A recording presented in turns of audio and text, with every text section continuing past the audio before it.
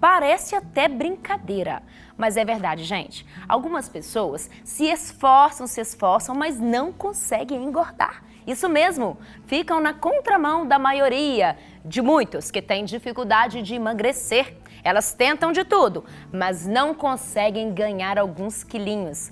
Vamos ver agora uma matéria muito bacana sobre isso.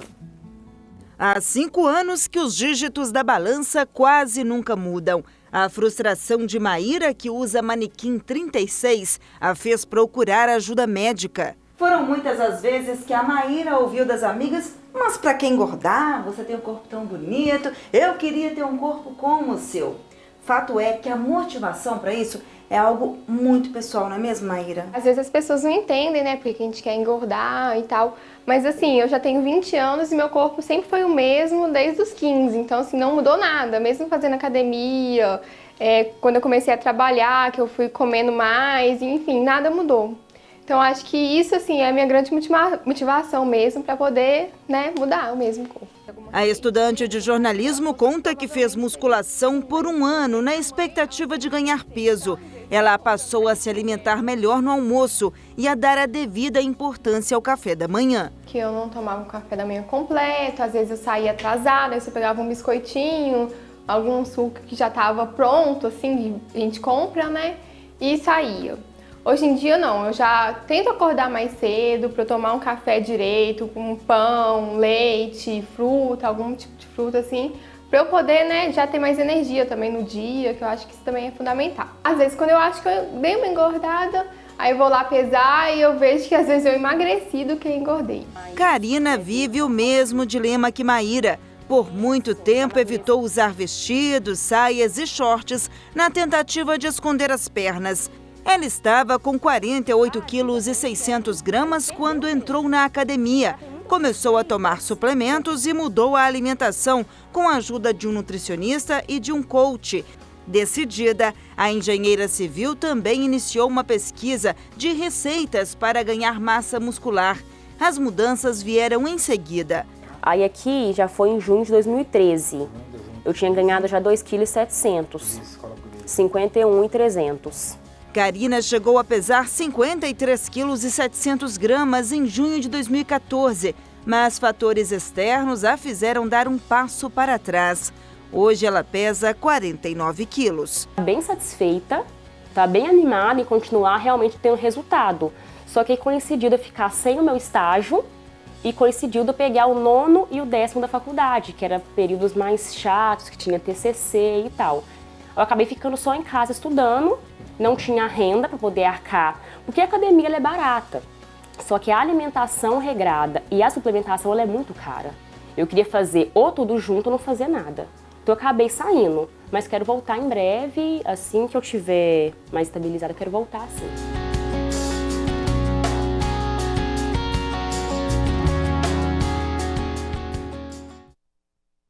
O cara que come muito, o cara que não engorda, esse cara sou eu. Viu só, Tuca? Tem gente ali querendo fazer, buscando na internet aí, para poder engordar mais um tiquitinho, ganhar um pouquinho mais de massa. Parece brincadeira, mas gente, será que isso acontece ou por que que acontece com algumas pessoas? Por quê? Pois é, e é sobre isso que conversamos agora com Lucas Penchel, que é nutrólogo. Tudo bem, Lucas? Tudo bem. Bom dia, Lucas. Seja bem-vindo. Deus te abençoe. Tudo bom? Amém. Tudo ótimo, graças a Deus. Lucas, gente que quer emagrecer, quer engordar, essa é a contramão da realidade que está aí fora, né? Justamente. Hoje em dia a gente sabe que quase 60% da população no Brasil está acima do peso. Então, pouco se fala dessa questão do baixo peso. É doença, é característica familiar, é predisposição, a pessoa está ou não anormal? Primeiramente, a gente precisa definir isso. E uma das estratégias é o famoso IMC, que é o Índice de Massa Corporal, onde a gente utiliza a estatura e o peso e faz um cálculo. E através desse cálculo a gente consegue determinar se a pessoa está dentro da normalidade ou se está em baixo peso. No caso, o IMC vindo um cálculo inferior a 17, ela deve se preocupar porque está muito abaixo do peso. Em alguns casos, ela tem indicação de ganhar massa magra e, na maioria das vezes, além de massa magra, ganhar gordura também. Entendi. Ô Lucas, conta pra gente por que algumas pessoas têm essa dificuldade de engordar, mas no sentido de, por exemplo, a pessoa realmente come muito e ela não engorda. Então, fala pra gente. Realmente é considerada uma doença, né, multifatorial, então ela tem inúmeras causas, desde transtorno psíquico, como por exemplo uma anorexia pós-trauma, por exemplo, a pessoa era muito gordinha e por conta de algum trauma, ela passou até a anorexia, que no caso ela fica totalmente sem comer, com desejo imenso de emagrecer. E esse emagrecimento que ela tem, muitas vezes crônico, ou até mesmo súbito, perdendo 10, 15, 20 ou 30 quilos em um ano, pode fazer com que ela tenha outras doenças, como deficiência de vitaminas, minerais, né? E outras causas também tão comuns como são alterações hormonais. Hoje em dia tem o hipertireoidismo, né? Que é o contrário do hipotireoidismo, onde a glândula tireoidiana, localizada aqui no pescoço, é hiperestimulada, produz hormônios em grandes quantidades e faz com que o metabolismo fique muito acelerado. Por esse motivo ela começa a queimar muita caloria, né? E acaba emagrecendo, não apenas perdendo gordura, mas também massa magra. E outro caso também muito relevante é diabetes descompensada. Uma pessoa que já tem a doença, não sabe do diagnóstico e por esse motivo começa a perder muito e muito peso. Então toda perda súbita de peso, eu perdi 5 quilos em um mês, 10 quilos em 2 meses, de maneira desconhecida, ela deve ser investigada assim porque tem tratamento. Então, algo que tem que ser levado em consideração, Lucas, é a questão de se a pessoa sempre foi magra ou se emagreceu de uma vez para outra rapidamente, subitamente, né? Exatamente. É o que a gente fala, a diferença entre veneno e porção mágica é a dose, né? Então, muito magro é ruim, muito gordo, muito acima do peso também é ruim. E uma coisa que a gente deve sempre investigar é o histórico familiar. Então, se a gente se depara com um indivíduo que a gente determina ser muito magro, a gente tem que saber se ele é magro desde a infância, se a família dele é magra, como é o hábito alimentar dele. Porque muitas vezes ele está com IMC aí por volta de 19, 20 e aquele é o habitual dele, ele se sente bem daquela maneira, não tem alteração hormonal, não tem deficiência de vitaminas e minerais, não tem anemia, não tem transtorno algum. Ainda sobre essa questão da disfunção hormonal, essa questão da tireoide, é complicado esse exame? Como que é feito esse exame, doutor? O primeiro critério que a gente deve levar em consideração são sinais e sintomas, né? Os sintomas mais comuns do hipertireoidismo seria ataque cardíaco, o coração fica muito acelerado de maneira desconhecida, muitas vezes em repouso, né? Porque a gente sente o coração acelerado quando sobe uma escada, quando corre, quando passa algum aperto, né? Fica com medo. Mãos trêmulas, suor, calafrio, agitação, insônia, perda de peso súbita, tudo isso deve ser levado em consideração e procurar um médico de imediato. Geralmente o próprio exame de sangue já é capaz de estar investigando a causa, os marcadores chamados TSH, T4 e T3, e posteriormente um exame de ultrassom da tireoide, um exame indolor que não expõe radiação, super simples de ser feito, e através dessa combinação aí entre avaliação médica, exame de sangue e ultrassonografia a gente consegue fechar o diagnóstico. E tem tratamento. Agora, Lucas, sobre essa questão, por exemplo, das práticas dentro desse processo de engordar. Essas receitas mágicas que a gente vê aí, por exemplo, muito acessivelmente ali pelo Dr. Google, né, que é um nutrólogo avacalhado, mas as pessoas procuram muito essas receitas mágicas ali, olha, eu vou engordar, aí o pessoal vai, tem esse acesso a esses suplementos alimentares. Fala pra gente quais são os riscos desse regime de engorda, vamos dizer assim, para um futuro de uma pessoa, especialmente até de um jovem. Como você bem falou, o Google hoje é uma ferramenta muito acessível, né? Eu estava vendo uma pesquisa recente aí que no Brasil cerca de 10% das buscas no Google hoje é relacionada à saúde, então é receita fit, é cardápio, e a gente sabe também que o que é remédio para alguns poderá ser veneno para outros, que os suplementos estão facilmente acessíveis, mas nem por isso todo mundo pode usar. Muitas pessoas se beneficiam disso, né? Tem até estudos científicos comprovando que idosos, pessoas muito magras, necessitam de suplementar. E quando a gente fala suplemento, ele é desde um ferro, uma vitamina C, uma vitamina D, um polivitamínico, um complexo vitamínico para o cabelo, desde um suplemento como aqueles de academia chamados whey, né? Mas algumas pessoas com gordura no fígado, problemas renais, problemas de pressão arterial, devem tomar cuidado e até que se prove o contrário, está contraindicado. Até por causa da questão de sódio, essas coisas que Exatamente, tem por ali conta de sódio, pessoas com diabetes descompensada, então realmente é contraindicação absoluta e ninguém deve fazer o uso sem uma orientação médica ou nutricional. Doutor, eu creio que muitas pessoas que estão em casa, né, Serginho, têm dúvida de qual que é a diferença de um profissional nutricionista para um profissional nutrólogo, em que esses profissionais podem ajudar pessoas que estão passando por esse, né, que tem esse perfil. Qual que é a diferença? Fala para quem está em casa aí. Então, um profissional, um nutrólogo, ele é um médico, né? Ele faz a faculdade de medicina e depois ele se especializa na parte da nutrologia. No caso, a nutrologia ela vem para tentar investigar deficiências nutricionais, doenças endócrino-metabólicas que têm origem alimentar.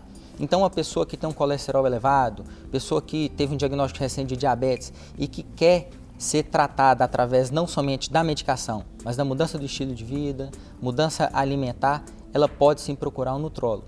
Nutricionista, ele faz uma faculdade de nutrição e ele estuda bem a fundo, bem adentro, a questão de micronutrientes e macronutrientes. Quer dizer o quê? Macronutrientes, carboidrato, proteína, gordura, micronutrientes, vitaminas, minerais. Então ele faz o cálculo diário necessário para a ingestão que a pessoa deve fazer, o cálculo de vitaminas, o metabolismo basal, quantas calorias ela deve ingerir para ganhar peso, para perder peso.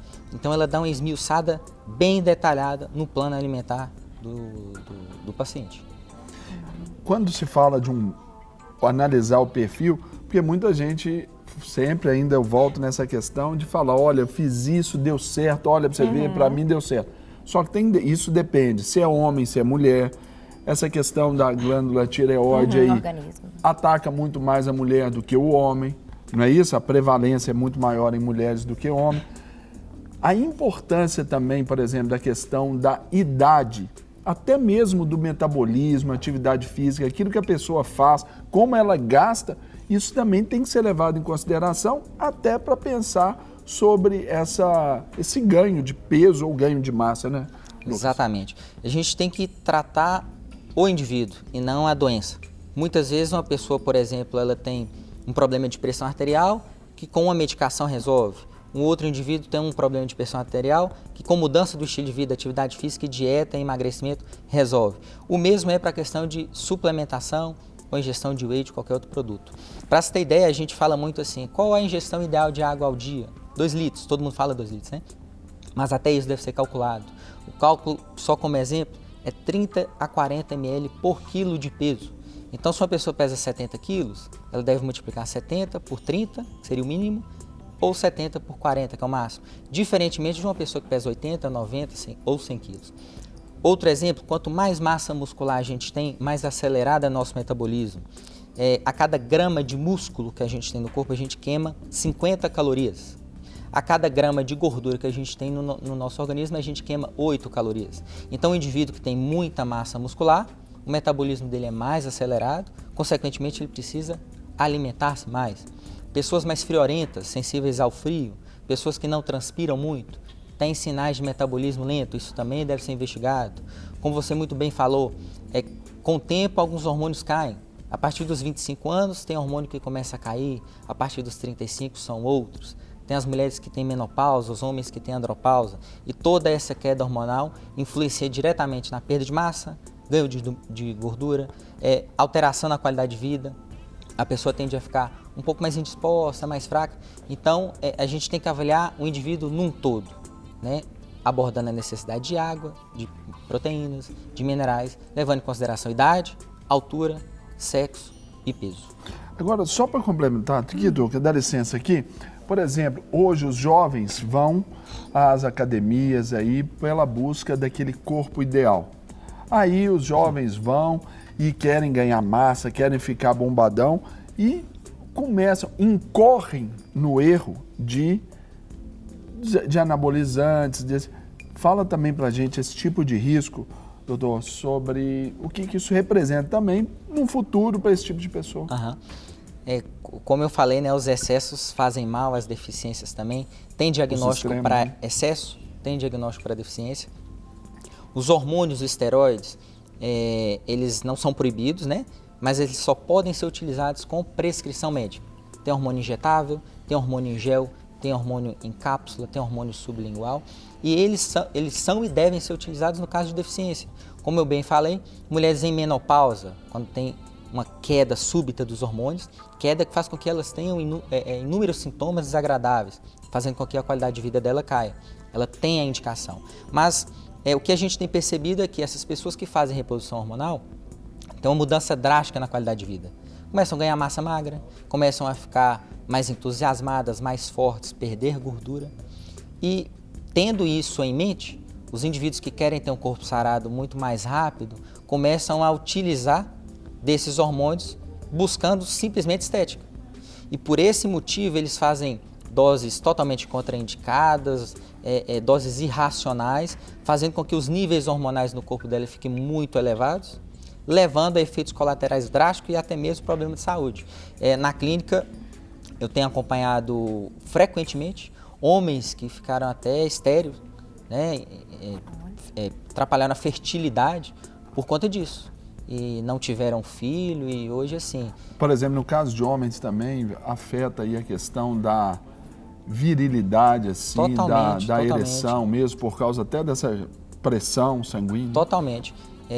Antes a gente, até 10, 20 anos atrás, a gente via muitas pessoas procurando profissionais ou até mesmo dicas na internet a fim de usar o hormônio. Hoje essas pessoas que usaram há 5 a 10 anos atrás procuram profissionais médicos para tratar os efeitos colaterais, que vai desde virilidade, problema com fertilidade, com ereção e até mesmo depressão, sabendo que quando a pessoa faz um uso de determinado hormônio em grandes quantidades, o corpo esquece e para de produzir e depois não consegue restabelecer os níveis da normalidade, fazendo com que tenha depressão, problema de colesterol, problema de fígado, né? Então é uma coisa muito grave e que a pessoa deve estar se informando melhor se existe mesmo a necessidade de estar fazendo uso disso ou não. Doutor, quando uma pessoa chega no seu consultório, quais são os principais exames que você gosta de pedir? Lá na minha casuística, que é o que eu faço diariamente, eu gosto de trabalhar o paciente num todo, né? A gente viu que a medicina evoluiu em diversos aspectos, mas infelizmente nós profissionais, né, a gente tem se limitado bastante, onde o cardiologista só cuida da pressão, o nefrologista só dos rins, o pneumologista só da questão respiratória, o gastro só do estômago, e a gente acaba esquecendo um pouco que o ser humano é um só, onde os órgãos estão todos interligados. Por esse motivo, eu tento fazer um screening, uma triagem total, desde questão de rins, fígado, hormônios, e desta maneira está trabalhando o indivíduo num todo. Lembrando que a gente pode usar determinado suplemento ou medicamento que é bom para algumas coisas, mas pode ser ruim para outras. E a gente fazendo a investigação geral é muito melhor, né? A gente vê que os resultados são muito mais positivos. Para receber todas as novidades do canal, inscreva-se. E se curtir o vídeo, clique em gostei. Aproveite para acompanhar a Rede Super nas redes sociais.